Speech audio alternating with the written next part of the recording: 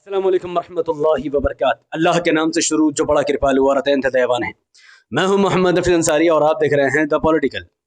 क्या असदुद्दीन ओवैसी साहब ने सच में हिंदुओं को बहुत बड़ी धमकी दे डाली है? क्या ओवैसी साहब ने सच में हिंदुओं को पूरे भारत से साफ करने की बात कह दी है? ये बात सोशल मीडिया से लेकर नेशनल न्यूज मीडिया तक फैलाई जा रही है। क्या असदुद्दीन ओवैसी साहब ने उत्तर प्रदेश में घुसकर हिंदुओं को धमकी दी है कि अगर योगी नहीं रहेंगे और मोदी नहीं रहेंगे तो फिर इनको बचाएगा कौन? है इसको हिंदू से जोड़ दिया गया है। तो सबसे पहले मैं आपको वो क्लिप दिखाना चाहूंगा जो बड़े बड़े हिंदू फेसबुक और यूट्यूब पेज से ओवैसी साहब के वीडियो को शेयर किया जा रहा है, जिसको आप सब भी देखिए और इसका फैसला आप खुद कीजिएगा कि ओवैसी साहब ने असल में धमकी किसे दी है। जब योगी अपने मठ में चले जाएंगे,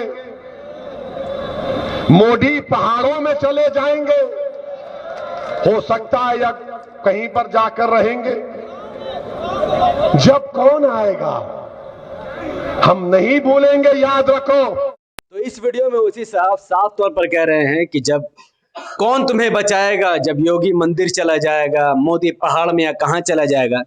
तो इससे मुराद ओवैसी साहब ने हिंदुओं को टारगेट नहीं बनाया है, बल्कि असदुद्दीन ओवैसी साहब ने ये टारगेट उत्तर प्रदेश के रसूलाबाद के उन पुलिस वालों को बनाया जिन्होंने एक मुस्लिम बुजुर्ग को बिना किसी आधार पर उन्हें पकड़ा, उनके दाढ़ी को नोचा, उन्हें पीटा, मारा और उनकी तौहीन की। उनके बारे में असदुद्दीन ओवैसी साहब ने साफ तौर पर कहा कि योगी सरकार भी चली जाएगी और मोदी सरकार भी चली जाएगी, लेकिन यह वक्त मुसलमान नहीं भूलेंगे और तब हम तुम्हें बताएंगे कि तुम्हारा क्या करना है। जाहिर है कि सरकार हमेशा हर किसी की नहीं रहती है।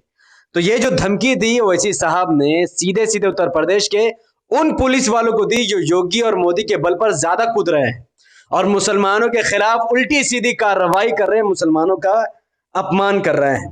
अब मैं वो क्लिप आपके सामने पूरा रखूंगा जिसमें यह बात सिद्ध हो जाएगी कि असदुद्दीन ओवैसी साहब ने किसी हिंदू को नहीं बल्कि उत्तर प्रदेश के उन भगवादरी हिंदुत्व पुलिस वालों को दी है जिन्होंने मुसलमानों के खिलाफ उल जलूल कार्रवाई की है। कि कानपुर देहात रसूलाबाद पुलिस स्टेशन में एक 80 साल के बुजुर्ग मोहम्मद रफीक को पुलिस स्टेशन में इनकी दाढ़ी नोची गई और उन पर पेशाब किया गया और ये हरकत करने वाले का नाम एसआई है गजेंद्र पाल सिंह।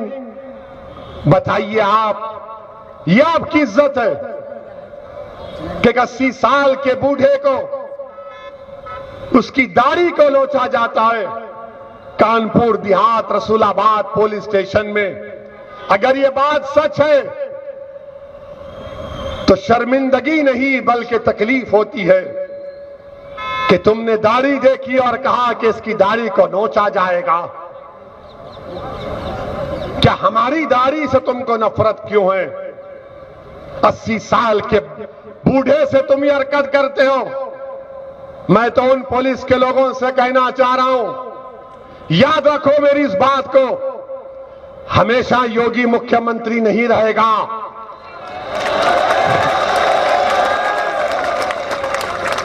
हमेशा मोदी प्रधानमंत्री नहीं रहेगा। और हम मुसलमान वक्त के एतबार से खामोश जरूर हैं, मगर याद रखो हम तुम्हारे जुल्म को भूलने वाले नहीं हैं। हम तुम्हारे जुल्म को याद रखेंगे। अल्लाह अपनी ताकत के जरिए तुमको निस्तो नाबूद करेगा इंशाअल्लाह ताला। और हम याद रखेंगे, हालात बदलेंगे। जब कौन बचाने आएगा तुमको? जब योगी अपने मठ में चले जाएंगे, मोदी पहाड़ों में चले जाएंगे, हो सकता है या कहीं पर जाकर रहेंगे, जब कौन आएगा हम नहीं भूलेंगे, याद रखो। हम वो भी नहीं भूलेंगे कि एक मुसलमान ऑटो रिक्शा ड्राइवर को एक दंगाई बजरंग दल जो भी थे उसको मार रहे थे। वो बच्ची अपने बाप को बचाने की कोशिश कर रही थी। यही कानपुर में हुआ था ना। हम याद रखेंगे, वो बच्ची उस बाप की बेटी नहीं, मेरी बेटी है। मैं उसकी तकलीफ को नहीं भूलने दूंगा इंशाअल्लाह ताला। हम याद रखेंगे इन चीजों को। और आप अगर समझ रहे हैं कि लट लेके मारेंगे, टीवी पर दुनिया ने देखा कि बाप है, गोद में मासूम सा बच्चा है और पुलिस के थानेदार लट से मार रहे हैं। बाप कह रहा है बच्चे को लगेगी, बच्चे को लगेगी। गाड़ी में एक आदमी बैठा हुआ है तो थानेदार साहब कह रहे हैं हीरो बनता है, तुझे हीरो बनाऊंगा। अरे तुम आज अपने वर्दी की ताकत पर जिसको डरा रहे हो कि हीरो हीरो बनेगा, कल तुम जीरो बनोगे इंशाअल्लाह ताला। जाहिर है कि इस क्लिप के क्लियर तौर पर हम देख सकते हैं इस क्लिप में कि ओवैसी साहब उत्तर प्रदेश के एक वाकये का जिक्र करते हैं जहां पर एक मुसलमान की तौहीन की जाती है उत्तर प्रदेश पुलिस द्वारा, और ओवैसी साहब उसी में यूपी के पुलिस को धमकी दे रहे हैं कि तुम सत्ता के आड़ में मत कूदो, सत्ता चेंज होती रहती है और जब हमारी सरकार आएगी फिर तुम्हारा क्या होगा वो तो वक्त ही बताएगा। इसके बावजूद भी उपदेश राणा अपने फेसबुक पेज में एक तस्वीर डालता है जहां पर वो लिखता है कि सनातन संघ की तरफ से उत्तर प्रदेश की विधानसभा चुनाव में ओवैसी के जनसभा पर प्रतिबंध लगाने की मांग कर रहा है। आज वो माननीय प्रधानमंत्री जी के नाम कलेक्टर साहब को एक चिट्ठी सौंप रहा है, मुकदमा भी दर्ज करने की वो अपील कर रहा है। जाहिर है कि उपदेश राणा जैसे घटिया और जाहिल लोग अक्सर हिंदुओं को मूर्ख बनाते हैं। अब ओवैसी साहब की पूरी क्लिप अब जिसने भी देखी है वो जान जाएगा कि उन्होंने हिंदुओं को कुछ कहा ही नहीं है।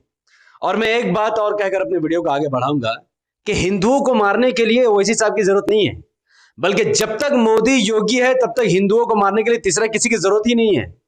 क्योंकि जब कोरोना का वक्त आया था, गंगा में जितनी लाशें बह रही थी वो सब योगी की वजह से बह रही थी। जितने हिंदुओं को लाशों को गंगा किनारे कुत्ते नोच नोच कर खा रहे थे तो योगी मोदी की हुकूमत में खा रहे थे। तो योगी मोदी के होते हुए हिंदुओं को कौन मारेगा? योगी मोदी काफी हिंदुओं को मारने के लिए वो मार भी रहे हैं। तो हिंदू जाने उनकी सरकार जाने, क्यों वैसे सब हिंदुओं को मारने की बात कहेंगे। अब बात करते हैं उत्तराखंड हरिद्वार की, जहां पर हिंदू संगठन ने मुस्लिम जेनोसाइड की बात की।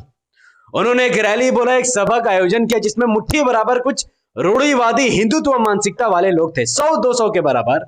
और उन्हें यह संकल्प दिलाया गया कि वो जब तक जिंदा है वो मुसलमानों को मारने का संकल्प लेते हैं, देश को हिंदू राष्ट्र बनाने का संकल्प लेते हैं, बलात्कार करने का, भ्रष्टाचार करने का और पूरे भारत को हिंदू राष्ट्र बनाने का संकल्प रहते हैं। क्योंकि गुजरात दंगा में इन लोगों ने बलात्कार किया, भ्रष्टाचार किया है और इनसे उम्मीद किया है।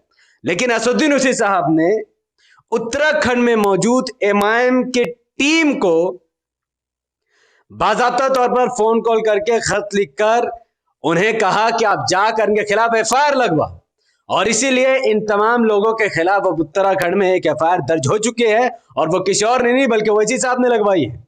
इसीलिए ये लोग बिलबिलाए हुए हैं। अब मुसलमानों को यह सोचना चाहिए कि मुस्लिम जेनोसाइड की मांग करते हुए ये हिंदू संगठन के खिलाफ ना सोनिया गांधी बोल रही है, ना राहुल गांधी बोल रहा है, ना प्रियंका गांधी बोल रही है, ना अखिलेश यादव बोल रहा है, ना मायावती बोल रही है। और ये वो लोग हैं, ना लालू प्रसाद यादव बोल रहा है, ना तेजस्वी यादव बोल रहा है, ना ममता बनर्जी बोल रहा है, क्योंकि इन लोगों को हिंदू वोट चाहिए और मुस्लिम वोट तो उनके पीछे ऑलरेडी लगा हुआ है। तो अब मुसलमानों को यह सोचना है कि अगर मुस्लिम जेनोसाइड पर ये तमाम पार्टियां खामोश है तो फिर इनको वोट क्यों दे, और आगामी विधानसभा इलेक्शन में एमआईएम को वोट क्यों ना दे, जो उत्तर प्रदेश में रहकर उत्तराखंड में इनके खिलाफ एफआईआर दर्ज करवा रही है। तो मुझे नहीं लगता है कि जिनके अंदर ईमान होगा वो एमआईएम के खिलाफ कभी भी वोट देगा या ओवैसी साहब के खिलाफ कभी कोई बात करेगा। तो उन तमाम लोगों के खिलाफ एफआईआर होनी शुरू हो गई है। और जहां तक ओवैसी साहब की बात है, ओवैसी साहब ने ना कभी किसी हिंदू का अपमान किया और ना ही कभी हिंदू के खिलाफ उल जलूल बातें कही। उल्टा हिंदू ओवैसी साहब से मोहब्बत करते हैं, उनसे गले मिलते हैं, उनका एहतराम करते हैं, क्योंकि उनकी काबिलियत को मुसलमान से ज्यादा हिंदू पहचानता है। और आने वाले वक्त में एमआईएम का ज्यादातर वर्कर हिंदू ही होगा, क्योंकि एमआईएम एक सही पार्टी है, सेकुलर पार्टी है जो सबको साथ लेकर चलने की बात करती है। इस वीडियो को जितना ज्यादा हो सके उतना ज्यादा फैलाने की जरूरत है। इसके लिए इस वीडियो को लाइक कीजिए, इसके लिंक को व्हाट्सएप, फेसबुक, इंस्टाग्राम पर शेयर कीजिए। अपने बातों को कमेंट पर रखिए कि आप ओवैसी साहब के साथ है या ओवैसी साहब के खिलाफ है। अगर आप हिंदू है या मुसलमान, इससे फर्क नहीं पड़ता। हमारे यूट्यूब चैनल द पॉलिटिकल को सब्सक्राइब कीजिए, बेल आइकन हिट कीजिए, मुझे अपनी दुआ में याद रखें। और अगर आप सब इस वीडियो को हमारे Facebook channel the political news पर देख रहे हैं तो इसे अभी के अभी 5 ग्रुप में शेयर कीजिए। जितनी जल्दी गलत न्यूज फैली उतनी जल्दी सही न्यूज को भी फैलाने की कोशिश कीजिए। अस्सलाम वालेकुम रहमतुल्लाहि व बरकात। अल्लाह की सलामत रहमत व बरकात अब तमाम भाई और बहनों पर हो। मैं अल्लाह हबीब।